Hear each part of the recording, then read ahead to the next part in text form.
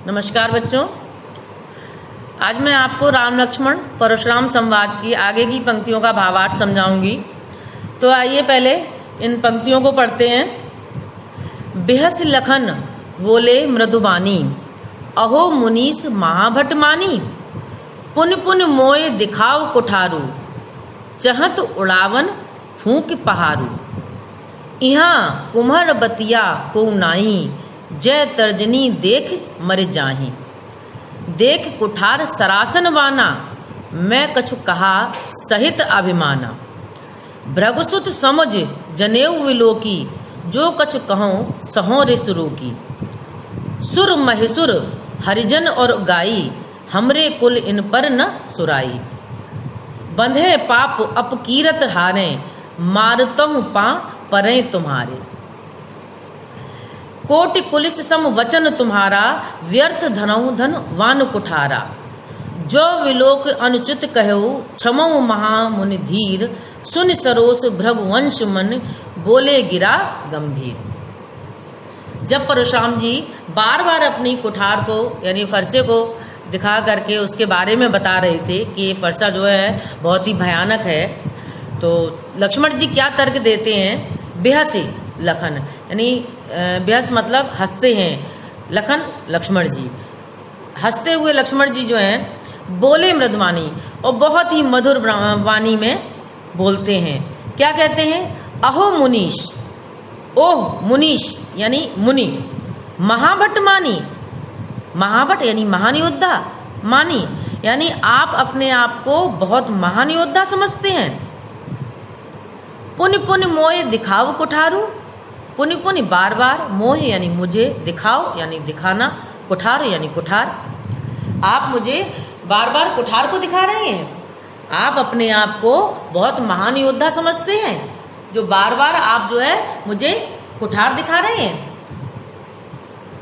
चहत उड़ावन फूंक पहारू, और चहत चाहते हैं, उड़ावन उड़ाना, फूंक यानी फूंक करके, पहाड़ू यानी पहाड़ को, और आप फूंक मार करके पहाड़ को उड़ाना चाहते हैं।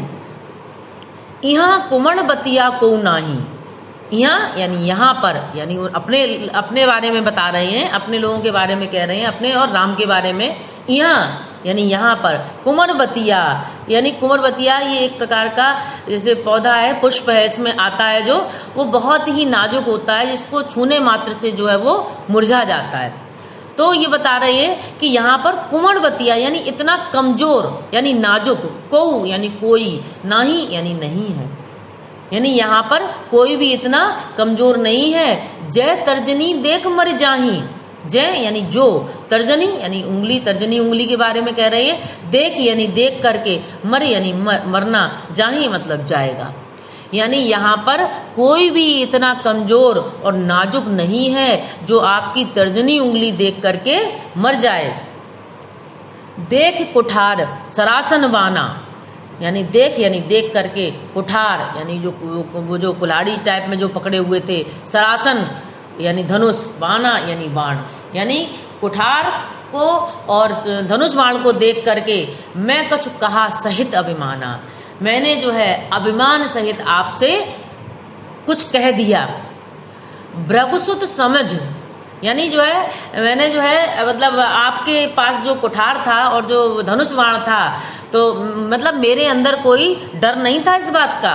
मैंने मतलब अभिमान के साथ में मैंने आपसे जो कुछ भी कहा है।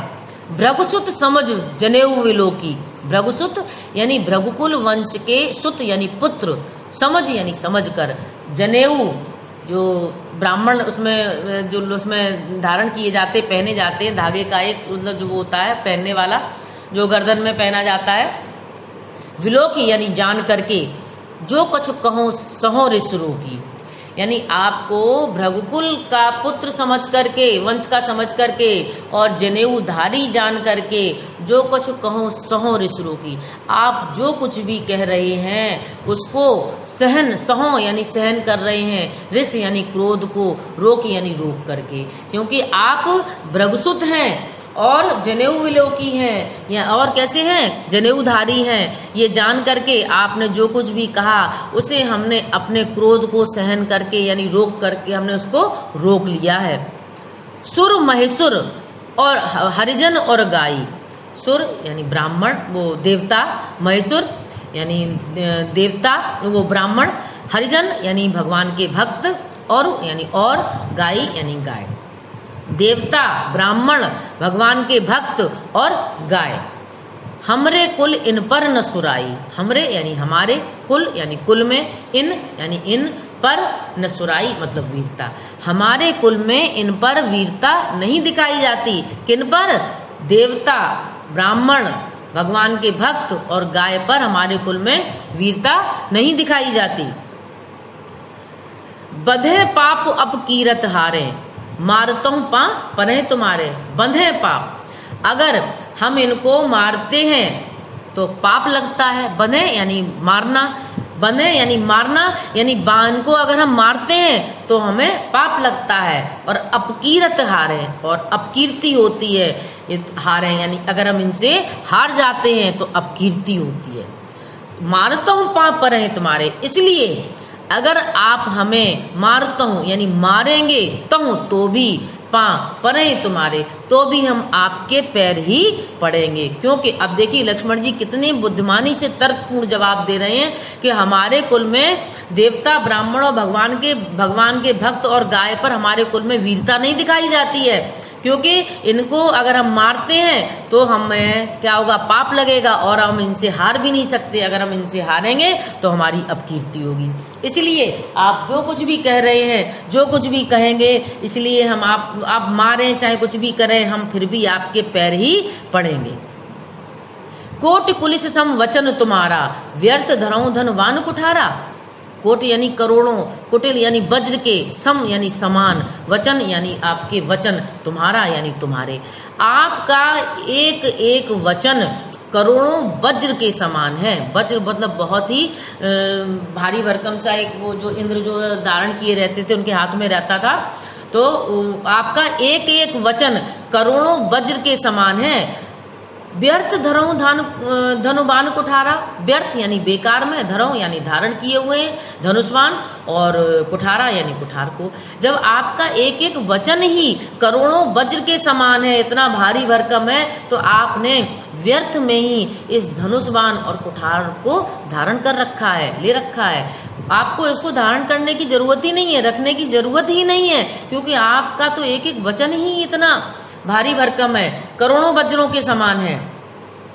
जो विलोक अनिचित कहूं, क्षमो महामुनि धीर, सुन सरोस भृगुवंश मन, बोले गिरा गंभीर।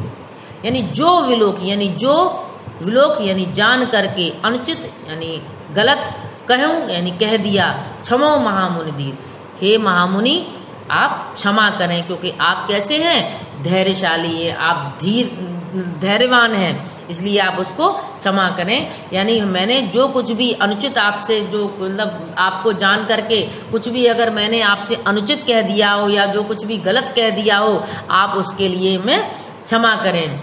अब इतना सुन करके, सुन सरोस यानी सुन करके, सरोस यानी क्रोधपूर्ण यानी क्रोध से भर करके, भृगुवंश मणि यानी भृगुकुल वंश के मणि, कौन? परशुराम जी, बोले गिरा गंभीर, बहुत ही गंभीर स्वर में बोलते हैं। यानी अब उनका क्रोध और भी ज्यादा बढ़ गया।